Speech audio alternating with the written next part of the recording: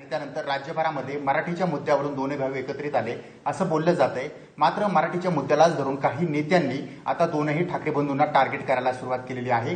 कारण भाजपचे खासदार निशिकांत दुबे यांनी एक वादग्रस्त विधान केलेलं आहे। कारण घरामध्ये कुत्रा देखील वाघ असतो असं म्हणत ठाकरेंना डिवचण्याचा प्रयत्न केलेला आहे। आपल्यासोबत ज्येष्ठ नेते चंद्रकांत खैरे आहेत, जाणून घेऊयात। काय सांगाल की तुम्ही पाहताय एकीकडे आनंदाची लाट आहे, दोन्ही भाऊ एकत्रित आलेत, मराठीचा मुद्दा आहे, मात्र तुम्ही जर हिंदी भाषिकांना मारताय तर कुत्रा देखील घरामध्ये वाघ असतो असं काही नेते बोलून दाखवतात, म्हणजेच भाजपचे खासदार बोलून दाखवतात। तुमची काय प्रतिक्रिया?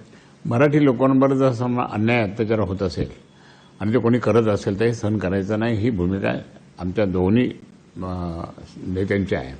म्हणून मला या ठिकाणी स्पष्ट सांगायचं की तुम्ही त्या ठिकाणी इथे मराठी लोकांना त्रास देणार आणि तिथे परत त्या ठिकाणी तुम्ही म्हणजे उलट सुद्धा बोलणार।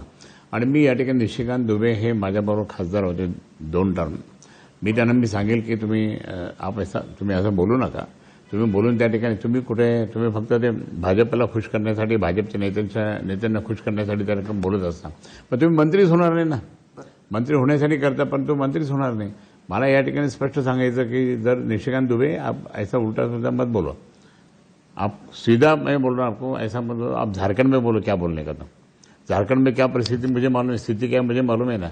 मैं झारखंड में बहुत बार गया है, झारखंड में शिवसेना का भी काम किया है और पार्टी का लीडर बोल के भी गया है। उसके बाद में ये दौरा भी किया, एज ए कमेटी चेयरमैन बोल के गया है, मुझे मालूम है ना। आप भी मेरे कमिटी में थे। बरं, परंतु ज्या पद्धतीने तुम्ही पाहताय की घरामध्ये कुत्रा देखील वाघ असतो, म्हणजे महाराष्ट्रात राहणारा नेता हा या ठिकाणचा कुत्रा जरी असला तो वाघ असं म्हणतात। आता कुत्र्या फित्र्याची भूमिका त्यांनी केली म्हणजे आता हे मुद्दाम भाजपवाले काय करू राहिले माहिती का, भाजपच्या सगळ्या लोकांना मोठ्या नेत्यापासून खालच्या कार्यकर्त्यापर्यंत हे 2 भाऊ एकत्र आले त्यांना पोट दुखत आहे आणि मग हे 2 भाऊ एकत्र आल्यामुळे पोट दुखतं म्हणून त्या ठिकाणी काहीतरी उलटं पुलटं बोलायला लागले। कोणी उलटं काहीतरी बोलतं, कोणी उलटं काहीतरी बोलतं।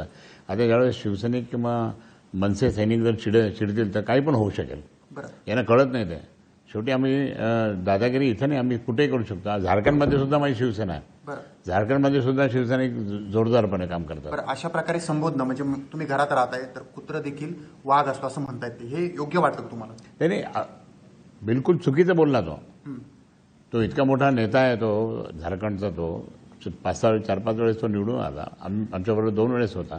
मग असं असताना त्या ठिकाणी कशा करता असं उलटं पुलटं बोलायचं?